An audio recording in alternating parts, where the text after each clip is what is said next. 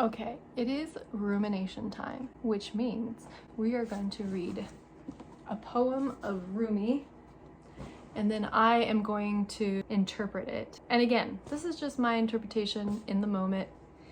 Just gonna let the book fall. Okay. A wished for song. You are song. A wished for song. Go through the ear to the center, where sky is, where wind is, where silent knowing is. Put seeds and cover them. Blades will sprout where you do your work.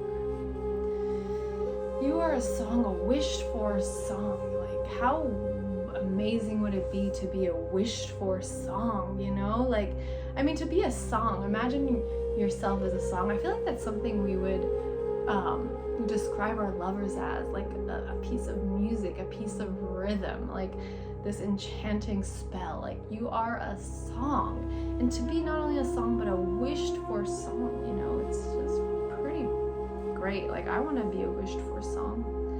And he says, go through the ear to the center. So I think in that, you know, actually in a lot of his poetry, he speaks about listening, and then there's like a listening behind the listening, and which is like a true knowing or something. Maybe it goes sort of beyond sound and words, you know. And he says where sky is and where wind is. And so to me, it's like, it feels like there's that expansive space, a wordless space.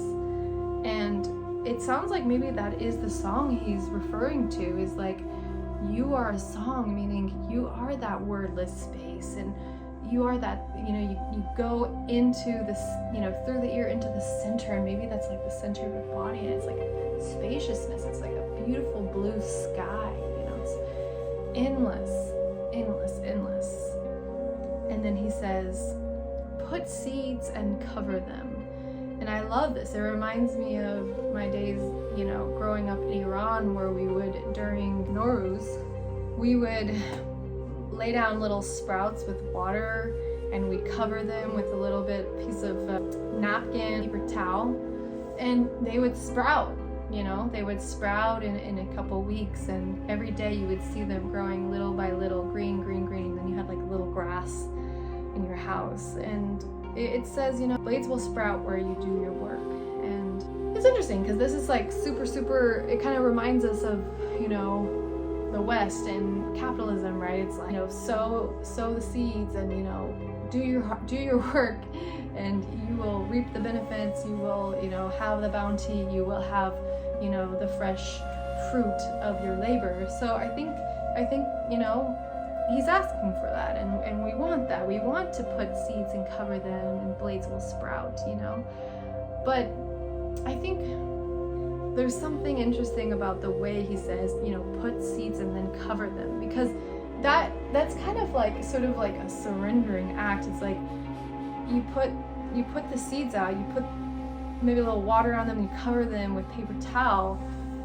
You're not really working on that, you know, like it's working on itself. And it's like, I think it's asking us to, you know, align with the universe and with nature, and to know that, you know, there's multiple processes going on. So yes, we are doing our work and our, you know, labor and production and producing, but really it's like these things like produce us as well.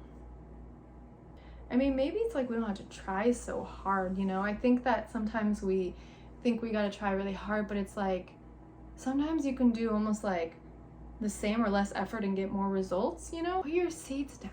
Post that video. I'm just referring to this YouTube channel right now, but it's like, it doesn't have to be this like such elaborate thing. It's just like, go ahead and put that seed down, cover them, and blades will sprout, you know.